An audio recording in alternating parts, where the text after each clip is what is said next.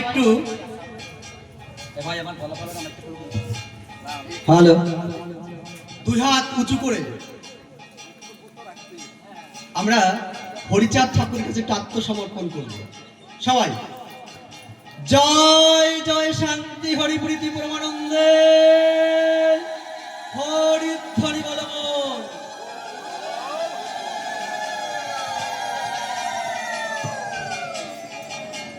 পতিত পাবন শ্রী শ্রী হরিচাঁদ ঠাকুর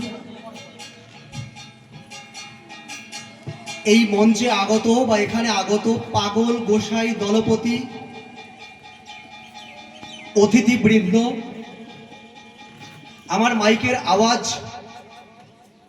যতদূর পর্যন্ত যাচ্ছে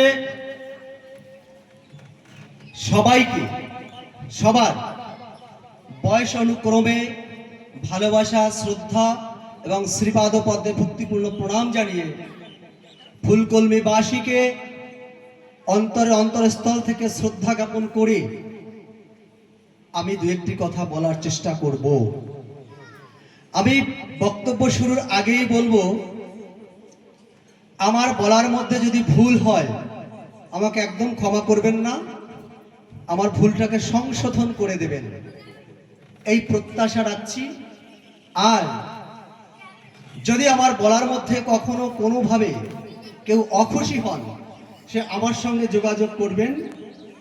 বক্তব্যটা সম্পূর্ণ আমার ব্যক্তিগত বিষয়। আমি তথ্যসূত্র শ্রী শ্রী হরিগুরুচাঁদ ঠাকুরের প্রামাণ্য গ্রন্থ দিয়েই দেব। আমি যখন এখানে বসি তখনই সঞ্চালক বলেছিলেন মতুয়া কি, মতুয়া কাকে বলে। তারপরে মঞ্চে যখন বসেছি তখন দেখলাম মতুয়া ধর্ম নয়। এটা দেখে সত্যি মনটা খুব খারাপ হয়ে গেছে যে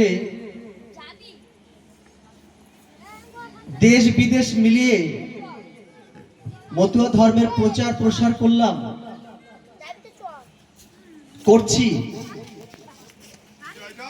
ব্রাহ্মণ সম্প্রদায়ের মানুষ মতুয়া ধর্ম গ্রহণ করছে, মুসলিমরা মতুয়া ধর্ম গ্রহণ করছে, আর আজ মঞ্চে এসে দেখতে পাই মতুয়া ধর্ম নয়। দেখার সঙ্গে সঙ্গে আমি মহানন্দ হালদারের গুরুচাঁদ চরিত্রটাকে এনে রেখেছি, কারণ যদি কারো আপত্তি থাকে দেখাতে তো হবে। আমি বলছি মতুয়া স্বাধীন স্বতন্ত্র ধর্ম। লীলামৃতের একটা জায়গায় বলেছেন আদিখণ্ডে,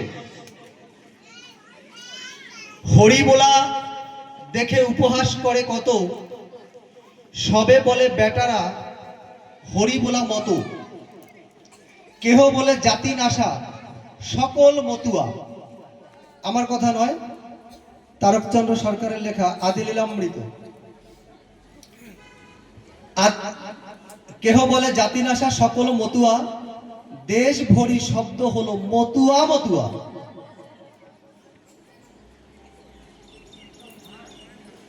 এভাবে এটা মতুয়া উপাধি খ্যাতি এই অধ্যায়তে পাবেন। আর মতুয়া ধর্ম 518 পৃষ্ঠায় পরিষ্কারভাবে লেখা আছে, দেখে নেবেন। এমনকি প্রমথচাঁদ যখন বিদেশে বিলেতে পড়তে গেলেন তখন তিনি একটা চিঠি লিখেছিলেন। সেই চিঠিতে পরিষ্কার উল্লেখ আছে যে আমি দেশে ফিরিয়া আবার মতুয়া ধর্মে দীক্ষিত হইব। এখানে আমার রাখা আছে, আপনারা দেখতে পারেন। এমনকি ভিতরে বিধবা বিবাহ এই অধ্যায়ের মধ্যেও আপনারা এটা পাবেন। এটা গেল এই বিষয়। প্রথমে এটুকু বলে নিলাম, মতুয়া ধর্ম স্বাধীন স্বতন্ত্র। হ্যাঁ, সূক্ষ্ম সনাতন ধর্ম একদম ঠিক, মন্থন করে সূক্ষ্ম, ঠিক আছে। আমরা মতুয়া ধর্ম বলি, যেমন ভারত, ইন্ডিয়া। তা সূক্ষ্ম সনাতন ধর্ম অসুবিধা নেই, একদম ঠিক। মতুয়া ধর্ম একদম ঠিক। মতুয়া কি? মতুয়া তিনটা শব্দ সমন্বয়ে গঠিত। অভিধান বলছে ম মানে আমি, আর তুয়া মানে তুমি। তার মানে ম আমি, তুয়া তুমি। মতুয়া মানে আমি আর তুমি। হরিচাঁদ ঠাকুর বলেছেন যে বিশ্বের যত জাতি আছে এক জাতি বলে মান্য পাবে মোর কাছে। এই এক জাতি বলে মান্য পাবে মোর কাছে, এটা কি শুধু নমর কথা বলেছে, ক্ষত্রিয়ের কথা বলেছে, বৈশ্যের কথা বলেছে? না, টোটাল মানব জাতির কথা বলেছে। এই নিষ্পেষিত, নির্যাতিত, নিপীড়িত মানুষের মুক্তি বাড়ি শ্রী শ্রী হরিচাঁদ ঠাকুর সবাইকে জাতপাত ঘৃণা করে একত্রে এক সুতায় বেঁধে নিয়ে মানব জাতিকে একত্রিত করে মতুয়া ধর্ম দিয়ে গেলেন। এই হচ্ছে শ্রী শ্রী হরিচাঁদ ঠাকুর। তার কাছে মানবতাবাদী মতুয়া ধর্ম মানবতার ঊর্ধ্বে বিশ্বের সকল মানুষকে একত্রিত করতে চেয়েছিলেন। তার মধ্যে বাদ যাবে কারা? বাদ যাবে পশুর দলগুলো। পশু কোনগুলো চেনেন তো? আপনার বাড়িতে আমি গেছি, একটা কুকুর ঘেউ ঘেউ করে উঠলো। আমি এটা প্রায় আপনারা শোনেন বিভিন্ন ইউটিউবে বা ফেসবুকে বিভিন্ন জায়গায় বক্তব্যটা আমি দেই, কারণ এখানে এসেও কিছু কথা শুনেছি।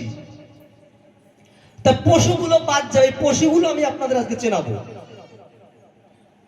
পশু হচ্ছে আপনার বাড়িতে আমি গেলাম, আপনার বাড়ির কুকুরটা ঘেউ ঘেউ ঘেউ ঘেউ করে উঠছে।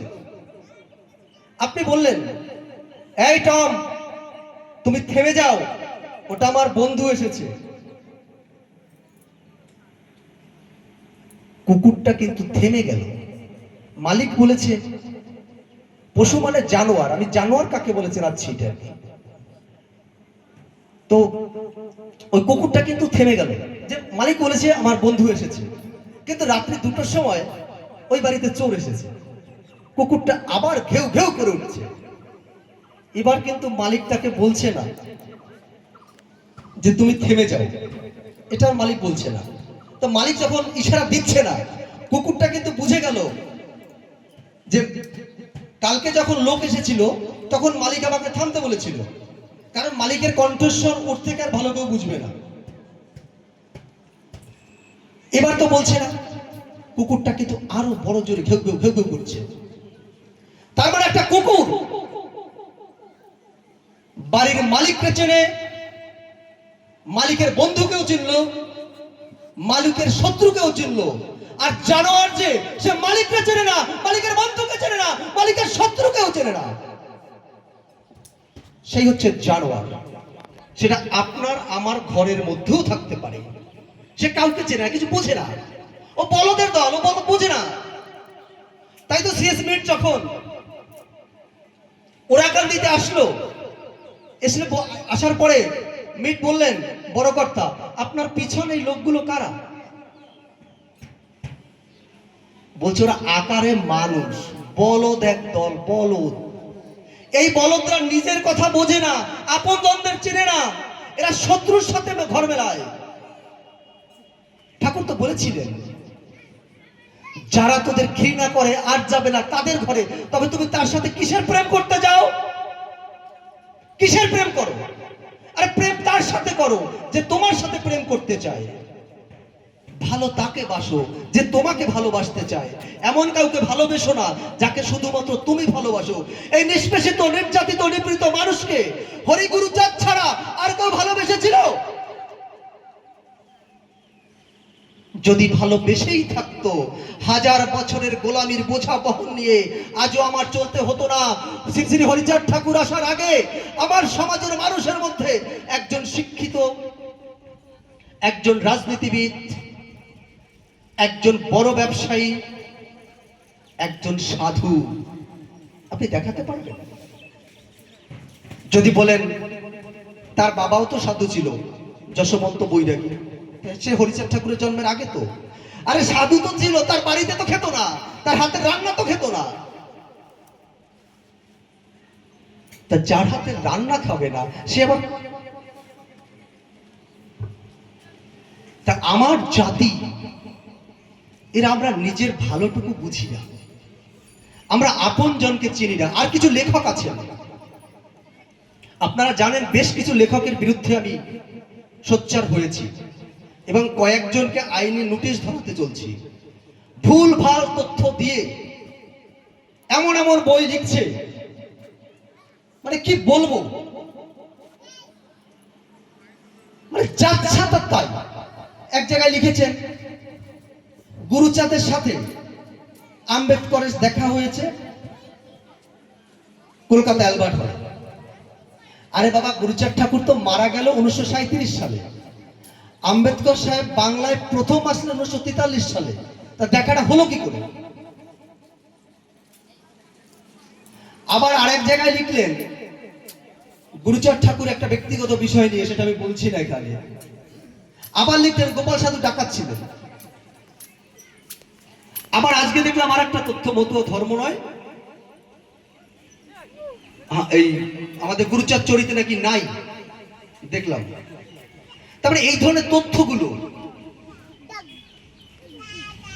তথ্যসূত্র যদি ঠিক না থাকে আমার সমাজের মানুষ শিখবে কি? এটা চর্চার বিষয়, এগুলো একটু লক্ষ্য রাখতে হবে, অবশ্যই রাখতে হবে। কারণ আমার মানুষগুলো যখন লেখাপড়া জানতো না তখন তাদের বোঝানোটা খুব সহজ ছিল।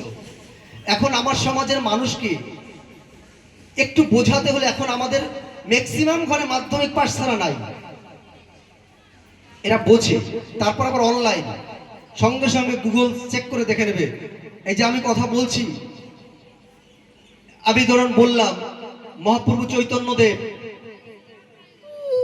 1485 সালে জন্মগ্রহণ করলেন। 1485 সালে তার জন্ম। 1500 সালে তিনি প্রথম বিয়ে করেন, 1505-এ তিনি দ্বিতীয় বিয়ে করেন, 1506-এ তিনি সন্ন্যাস গ্রহণ করেন, 1509-এ তিনি স্ত্রীকে, তার মাকে ছেড়ে চলে গেলেন। পরবর্তীতে তার মা তার স্ত্রী না খেতে পেয়ে এবং বিনা চিকিৎসায় মারা গেলেন। দেখবেন আমাদের লীলামৃতের মঙ্গলাচরণ একটা উল্লেখ আছে, দীক্ষা প্রাপ্তের পূর্ণ নাম শ্রীকৃষ্ণ চৈতন্য। তার মানে তারক সেখানে ইঙ্গিত করলেন যে তুমি দীক্ষা নেবার আগে তোমার দুটো বিয়ে করা হয়ে গেছে, দীক্ষা নেবার আগে দুটো বিয়ে হয়ে গেছে করা। দীক্ষা নেবার পরে তুমি চলে গেলে তোমার স্ত্রীকে আর তোমার মাকে কে দেখবে? সন্তানের প্রথম কর্তব্য কি?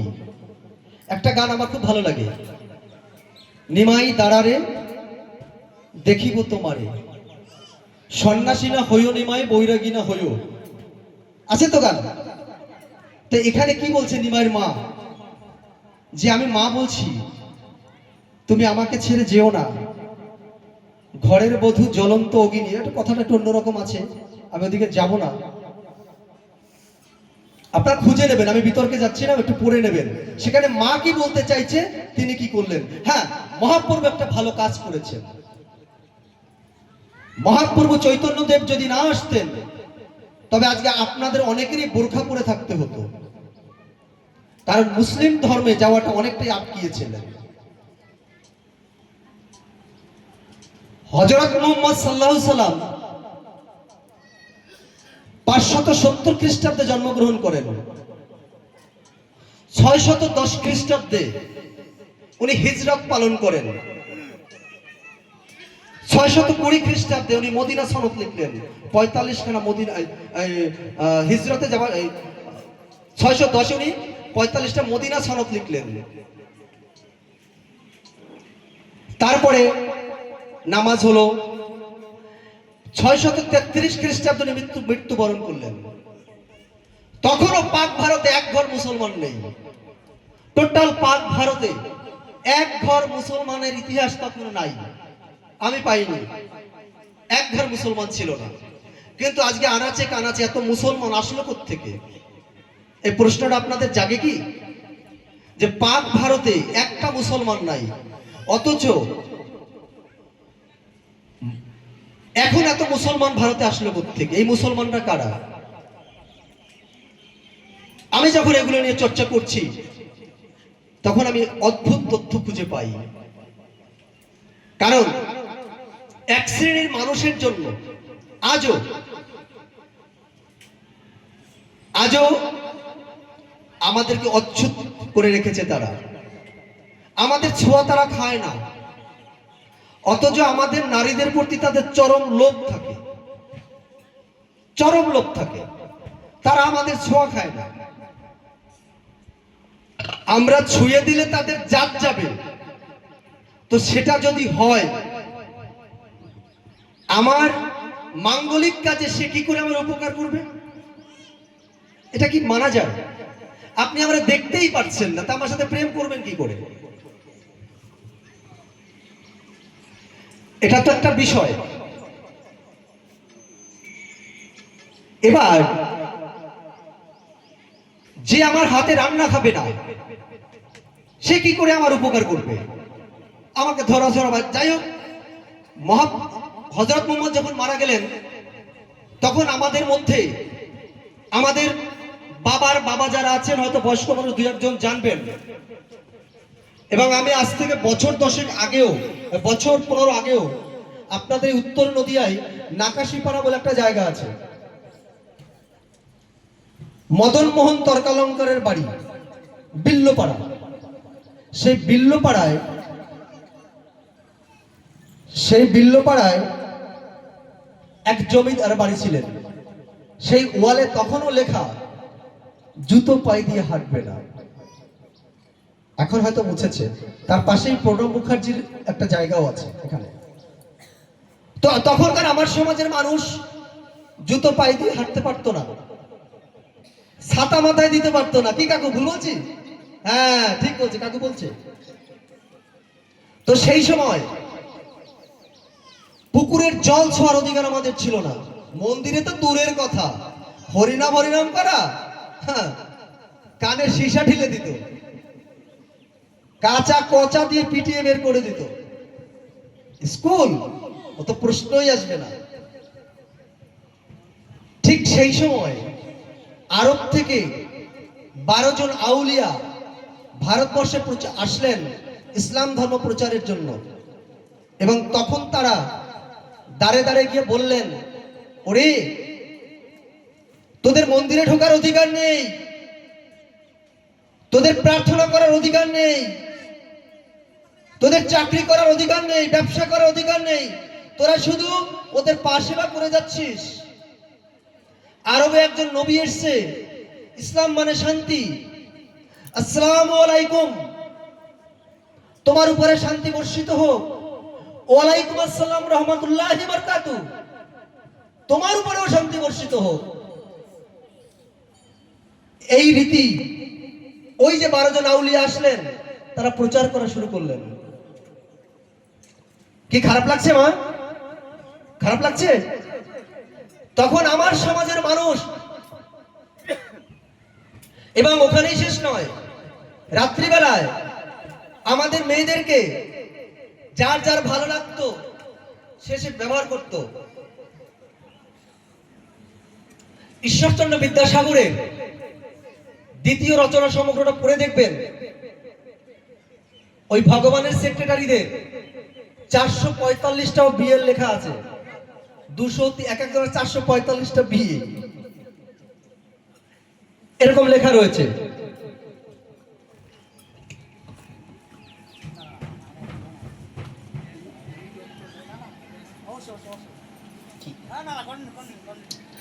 এবার এই যে নীতি, তখন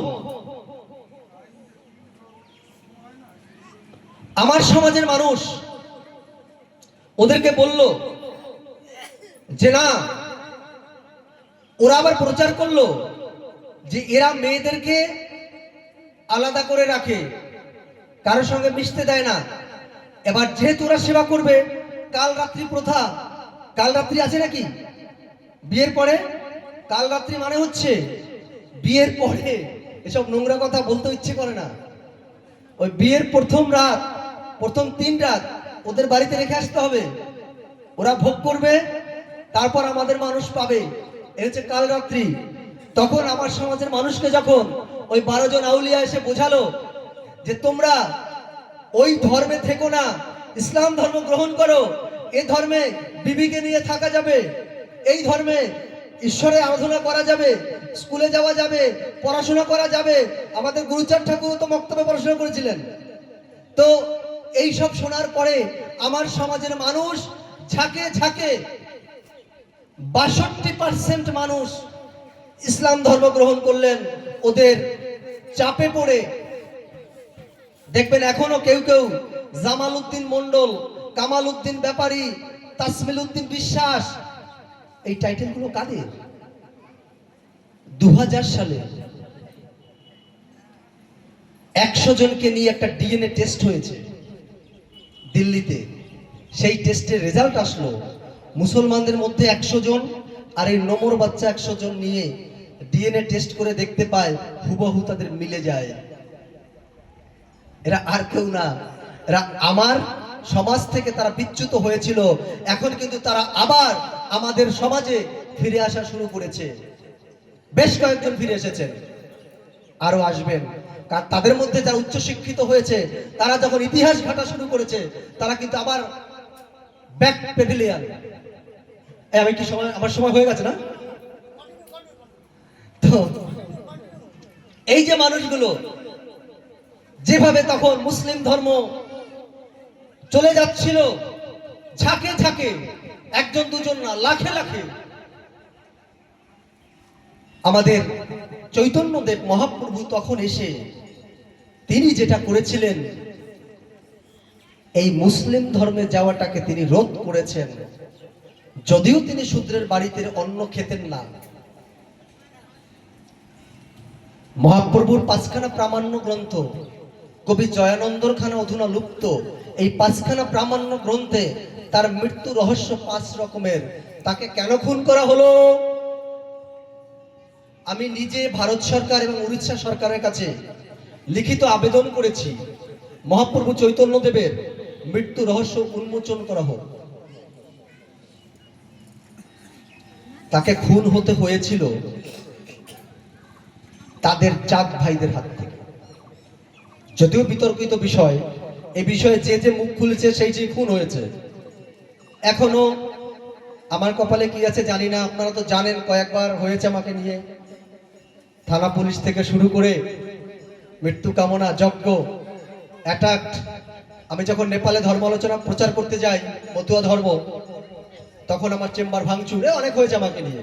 এখন আর ভয় পাই না, কান যখন কেটে ফেলেছি আর আর কি আছে। তো সেই জায়গায় দাঁড়িয়ে এই স্বাধীন স্বতন্ত্র মতুয়া ধর্ম, এই ধর্মের প্রচার এবং প্রসারের ভার হরিচাঁদ ঠাকুর দিয়ে গেলেন গুরুচাঁদ ঠাকুরের উপরে। আর গুরুচাঁদ ঠাকুর চিন্তা করলেন, এই জাতির মধ্যে যদি শিক্ষার আলো আমরা জ্বালাতে না পারি, কোনোদিনে এই মানুষগুলো উপরে উঠতে পারবে না, মানবতার চরম শিখরে পৌঁছতে পারবে না, চিন্তা ভাবনার উন্মেষ আকাশে পরিণত হতে পারবে না। গুরুচাঁদ ঠাকুরের সঙ্গে বিধির বিধান এসে গেলেন সিএস মিট। সিএস মিট 14 বছর গুরুচাঁদ ঠাকুরের কাছে ছিলেন। যতদিন তিনি তার কাছে ছিলেন, গুরুচাঁদ ঠাকুরের যে তৎকালীন বড় বড় সংস্কারগুলো সব সিএস মিটের জন্য। তাই মিট হচ্ছে আমাদের জীবনের জীবন। মিটের প্রচেষ্টায় আমাদের, আপনারা জানেন যে জীবন মুখোপাধ্যায় তিনি গবেষণা করে লিখেছেন 3952টি। আমার গবেষণা লব্ধ বইয়ে আপনারা পাবেন এই 3952টা স্কুলের নাম। আমি দুটো নাম এখনো পাইনি, 3950টি নাম আমি সংগ্রহ করেছি। মানে কিভাবে আমার চর্চা করতে হয়েছে বুঝে নেবেন। তো সেই জায়গায় দাঁড়িয়ে আমার সমাজের মানুষ যখন একত্রিত হবার একটা কথা বলেন, তখন ওই যে প্রথমে শুরু করেছি আমাদের মধ্যে জানোয়ার, তিনি তখন বাধাপ্রাপ্ত হয়। তার মানে কি, এরও একটা কারণ রয়েছে বাবা। সেই কারণটা কি? সেই কারণটা হচ্ছে ওই যে বিবাহের সময় কাল রাত্রি গুরুপ্রসাদ, ওই গুরুপ্রসাদের ফল, অন্য কিছু নয়। তার জন্য তবু আমরা বলি, জন্ম হোক যথাযথা কর্মে জায়গায় মানবতা, মানবতাই মূল আদর্শ। হরিচাঁদ ঠাকুর একটা কথা বলেছিলেন, আজন্ম তোরা মূর্খই কি থেকে যাবি, তোদের কবে চিন্তার উন্মেষ ঘটবে? এই চিন্তার উন্মেষ ঘটানোর জন্য উজ্জ্বল বাবুরা এই ফুলকলমি মতুয়া মহাসম্মেলনের যে কমিটিরা, গ্রামবাসী বৃন্দরা, এই চিন্তার উন্মেষ ঘটানোর জন্য এইরকম প্রেমের বাজার মিলিয়েছে। আর এইরকম প্রেমের বাজারে যে আলোচনা হবে, অন্ধকার দূর করে আলোয় আলোকিত হয়ে মতুয়া ঘরের সন্তানরা সর্বকিছু জেনে, শিক্ষার অধিকার, জ্ঞানের অধিকার, বাস্তবের অধিকার জেনে হরিচাঁদ ঠাকুরের চিন্তা ভাবনা দিক দিগন্তে ছড়িয়ে দেওয়ার জন্য, হরিচাঁদ ঠাকুরের আলো ঘরে ঘরে জ্বলবার জন্য, হরিগুরু চাঁদ প্রীতি পরমানন্দে, এই হচ্ছে আমাদের মহাসম্মেলন, এই হচ্ছে আমাদের মহামিলন। এই মহামিলন কিন্তু এখানে এসে গান গেয়ে চোখের জল ফেলে চলে যাওয়া নয়, এখান থেকে শিক্ষা নেওয়া।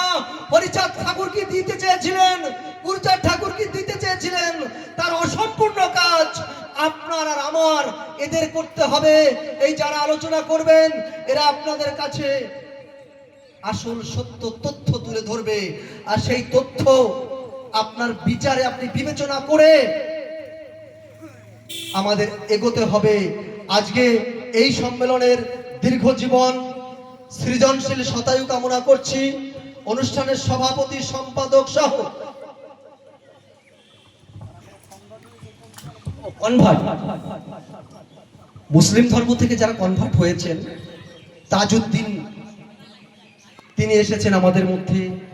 আমাদের মসলন্দপুরের একজন এসেছেন, তিনি একটা আশ্রমও করবেন। আর এই 25 তারিখে একটা চক্রবর্তী পরিবার বীরনগরে, টোটাল তারা মতুয়া ধর্ম গ্রহণ করবেন। আর শ্রীজিৎ বন্দ্যোপাধ্যায়, তার পরিবারটাও মতুয়া ধর্মে আসবেন। তো এটা একটা আমাদের জন্য সুখবর। তাই আমাদের তথ্যগুলো সত্য দিতে হবে। অনেকেই আসা শুরু হয়েছে, আরো হবে। আমি তো বললাম তো মসলন্দপুরের, তিনি একটা মতুয়াদের এখন আশ্রম করবেন। তিনি মুসলমান থেকে আমাদের মতুয়া ধর্মে এসেছেন। যাই হোক, আমি অনেকক্ষণ বলেছি, আরো বক্তারা বলবেন। আমার বলার মধ্যে যদি কোনো ভুল ত্রুটি হয় আমাকে সংশোধন করে দেবেন ঘরের সন্তান হিসেবে।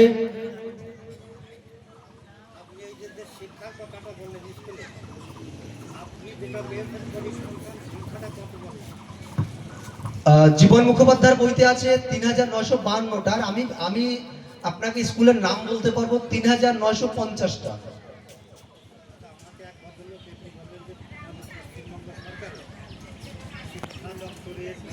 স্বীকৃত আছে ৩৩৪৯। তাহলে এরকম যদি বিভিন্নটা থাকে, তাহলে তো আমাদের একটা নির্দিষ্ট, আপনি 19-এর বইটা দেখে নেবেন, 19-এর ইতিহাস বই। আপনি একটু এই বিষয়টা তুলে ধরবেন, কাকাবাবু এই বিষয়টা বলে যাবে। এ পর্যন্ত আমি রাখবো। আমরা আরেকটা ধ্বনি দিয়ে আমি বিদায় নেব। সবাই জোর হাত তুলবেন, উলুধ্বনি দেবেন। শান্তি হরি প্রীতি পরমানন্দে, হরি ধ্বনি বল মন, হরি বল হরি বল হরি বল। জয় গুরু। Hello hello hello hello